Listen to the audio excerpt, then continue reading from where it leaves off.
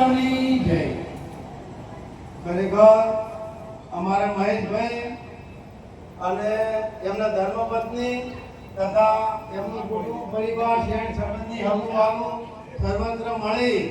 અને આવું ભજન ભાવ રાશિ બદલ ખૂબ ખૂબ આભાર. એમાં પણ વિશેષ એમના મોમાના ઘેરથી ખરેખર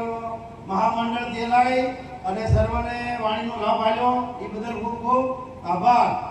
મહાપુરુષે કીધું છે ખરેખર મનુષ્ય અવતાર એ ઉત્તમ દેવોને પણ ઉત્તમ કીધો છે.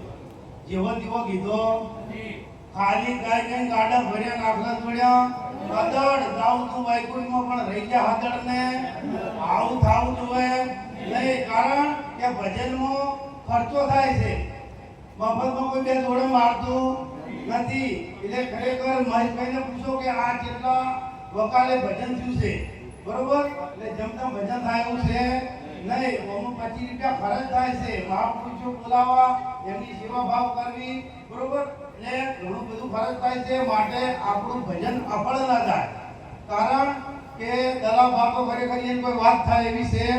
બહુ નિષ્ઠાવાન મહાપુરુષ હતા. એના જેવી નિષ્ઠા આપી ઘણી કાઠી વાત છે. પણ સતો પણ મહેશભાઈએ અને એમના ધર્મપત્ની ખરેખર જો ઈ મહારાજમાં આવી અને એમનું ભજન કર્યું અને સફળ કરાયું. એમાં પણ મહાપુરુષ અમારા સદગુરુ મહારાજ ખારડાથી જવનરામ મહારાજ, શંકરરાવ મહારાજ, કેદારરાવ મહારાજ, અમરનાથરાવ મહારાજ, આ મહાપુરુષોને તેડાઈને આપણને આરસ રાજપૂત મંડળ આરસ દર્પણનો લાભ આપ્યો એ બદલ ખૂબ ખૂબ આભાર. કારણ કે મનુષ્ય અવતાર દેવોને દુર્લભ કેમ કીધો છે કે ભગવાનના ગુણ હોય ને તો એની જરૂર પડે, ગમે એવી માગા હોય હોય. અને આપણને મળી ગયો છે પણ મને કોઈ કદર છે હમણાં મોબાઈલમાં મેં વાંચ્યું હતું કે ખરેખર મગજની કિંમત 5 કરોડ રૂપિયા, હૃદયની કિંમત 3 કરોડ રૂપિયા છે, બરોબર? લોહીની કિંમત 2 લાખ રૂપિયા છે. કોના એક અવયવની કિંમત ગણો તો અબુ ખરબો રૂપિયા થાય. પણ કોને આપણે ખરેખર દારૂના ઠેલા, જૂઠું બોલવામાં, વ્યસન વિશે વેમ મોમાં ખર્ચી નોખા કોને કોઈ કદર છે? કૃષ્ણ ભગવાન અને અર્જુન બે જણા એક ખેતરમાંથી હેડા જતા હતા અને અર્જુનને ભૂખ લાગી હતી. એક શેક તોડી અને પટેલના ક્ષેત્રમાંથી ગાધી. એટલે ભગવાને પૂછ્યું કે ઓમાં કેટલા તોણા હતા? તે અર્જુને કીધું કે હાથ તોણા હતા. કે તારે હાથ વખત આ પટેલનો બળદિયો બનવું પડશે.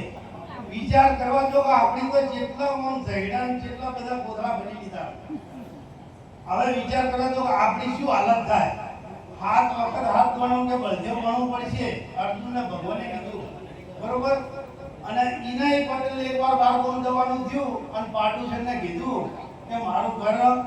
સંભાળજો, 2 દાડા ગાયને ને 4 પૂળો કરજો, અમે બહાર જઈને આવશું. હવે અર્જુન પેલો બળદિયો થયેલા તારડો આવડા અને એની પાટુશન કે ઘેર કોઈ નહીં કે હળકલા તલનું કટું પડી કે ઉપડો ભર્યા વાળી. આ પેલાને એમ થાય છે કે હાથ ઘણા ગાધા છે તો મારે હાથ બહુ બળદિયો થવાનું તો મને ઉપડું પડ્યું છે તલનું.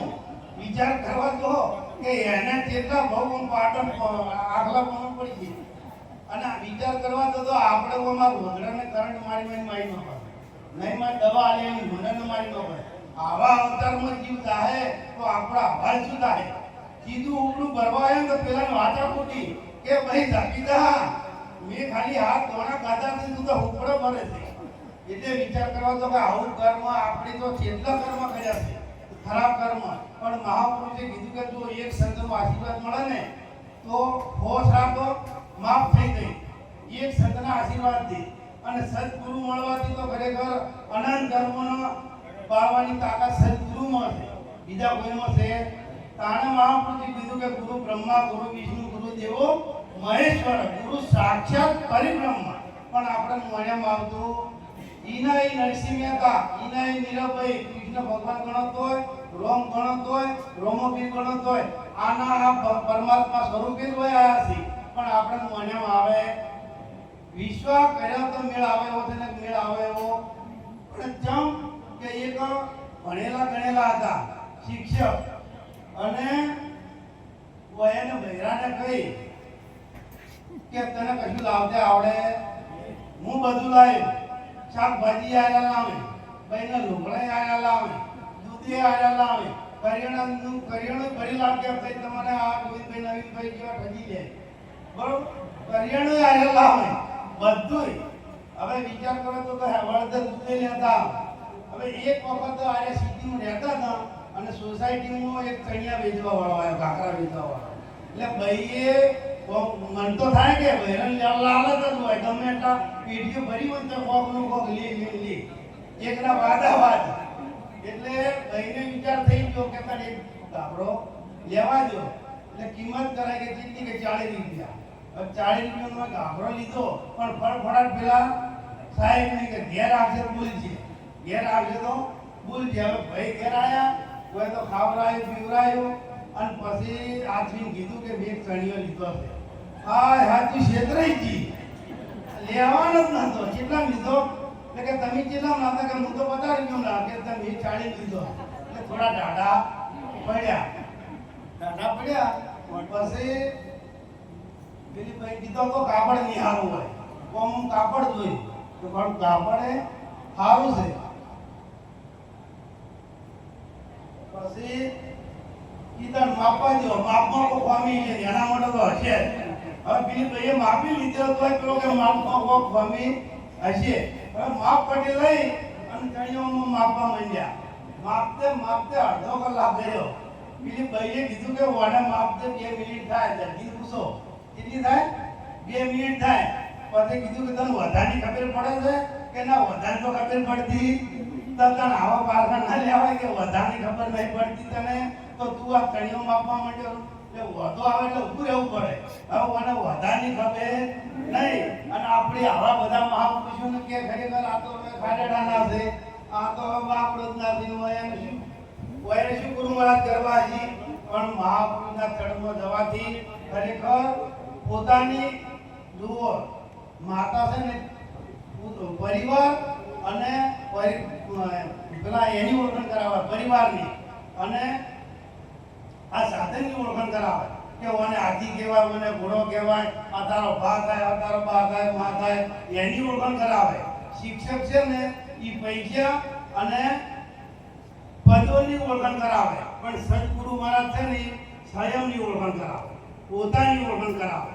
કારણ કે પોતાની ઓળખાણ ત્યાં સિવાય મેળ પડાવ્યો છે નહીં કેમ કે ખરેખર હું એમ કહેતો કે હું આ નવીનભાઈ છું તો ઓમ કરવા દઉં તો આ તો મારી સાથી છે ઓમ કરવા દઉં મારો હાથ છે આખે આખું ઓમ આખું વિચારો તો હું છે શરીર ગણાય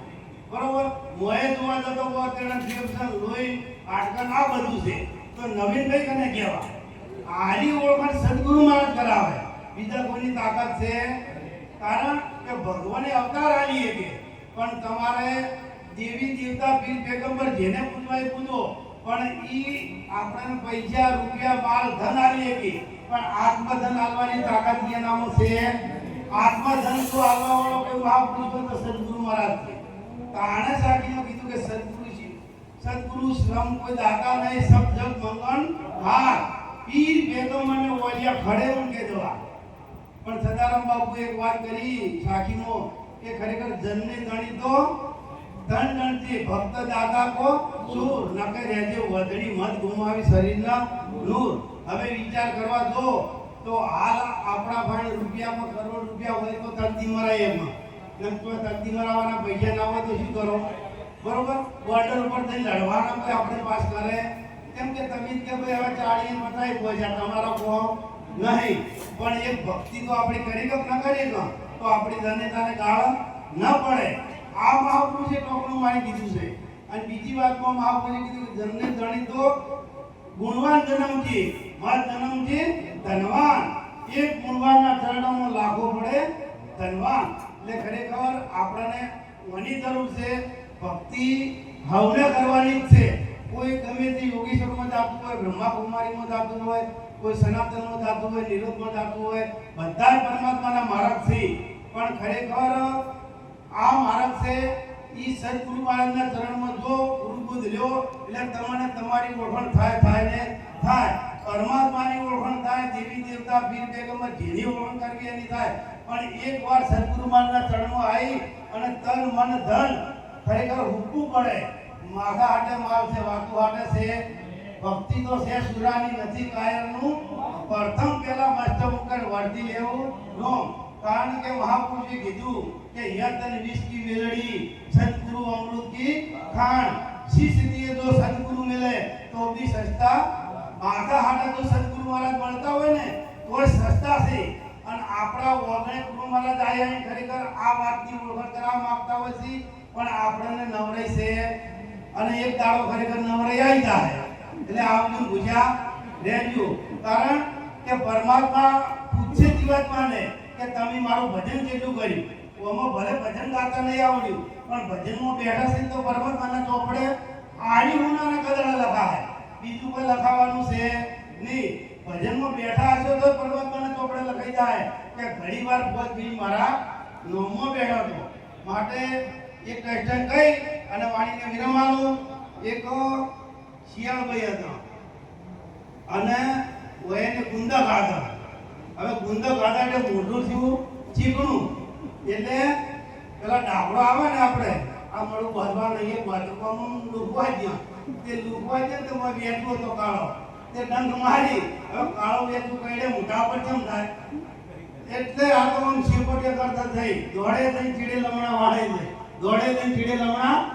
વાળે તો એમ કરતે કરતે આગળ આવ્યો કૂવો તે તે કૂવા મોય હવે કૂવા પડે એમ કીધી કદી ગુંદા ખાવા એકલો તે કદી ગુંદા ખાવા અને ગુંદા ખાધા તો શું ખાધા પણ કદી ડાબડે મોઢું લોગવું અને ડાબડે મોઢું લૂસ્યું તો એવો લોસ્યું પણ કદી દોડવું અને દોડવું તો શું દોડ્યા ચીડે લમણા વાળવા જેમ ભક્તિ કર્યા પછી ચીડે લમણા વાળે કે શું થાય શું નહીં થાય ને આપણું ઊભું રહે ને આ કોઈ ઊભું રહે જ નહીં થવાનું પરમાત્મા કરવા વાળો છે પરમાત્માનું ભજન કરતા હોય તો નરસિંહ મહેતા મીરાબાઈ એનો મંગેરો ભરાઈ ગયો અને હાલે આપણે ભરાઈ જ થઈ આપણે કોઈ ભીડાઈ હોય અને કોઈ આવા સજ્જન માણસ આપણે 25,000 50,000 આલે અને મંગેરો ભેગો કરે નહીં કહેતા કે તારા જેવો ભગવાને તો એ પરમાત્મા સ્વરૂપે આવેલો છે હવે આપણે બીજો ફોટો મારવા જો તો ભગવાન આવશે અને ભગવાન આવે તો આપણી ધોકાની કાઢા હાલ બોલો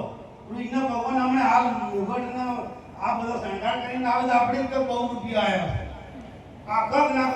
હકીકતમાં આવે કોઈ ના હાલે બોલો અને ધોકાની કાઢા પણ આ સંતો એની આપણને પારક કરાવે છે પણ એની આપણે કદર છે નહીં આટલું કહી અને વાણીને વિરમાલું અને હજુ પણ બે હાથ અને ત્રીજું માથું જોડી કહું છું કે જેના માથે સદગુરુ ના હોય રોમ ભગવાન હતા કૃષ્ણ ભગવાન હતા રોમપીર ભગવાન હતા શંકર ભગવાન હતા પણ બધાના માથે સમ્રાટ સદગુરુ હતા તો આને ભગવાન થઈને પૂજાય છે બરોબર અને આ દલાભાનું ભજન છે તો એના માથે સદગુરુ હતા તો આને આવું ભજન થયું છે અને આ ભજનનો ભાર ના રાખે મોરારી વ્યાસ સહિત હાલે છે ગીતારી એમ મહેશભાઈને ખરેખર પરમાત્મા ઘણું બધું આલ છે અફળતા હે નહીં પણ જેને સદગુરુ ન ધારણ કર્યા હોય એને બે હાથ દીધું માથું જોડી કહું છું કે સદગુરુ માના ચરણમાં એક દાડો થઈ અને આ વાતને સમજી જાજો અને હમને ના પડે તો લે ભાઈ અલ્યા તારા બલ્યા પાછા તમે છૂટા સંતો છૂટા કોઈ વીઘો બે વીઘા લસીને આવવાનું નહીં કે પછી બધા લેતા નહીં બોલો સદગુરુ મહારાજની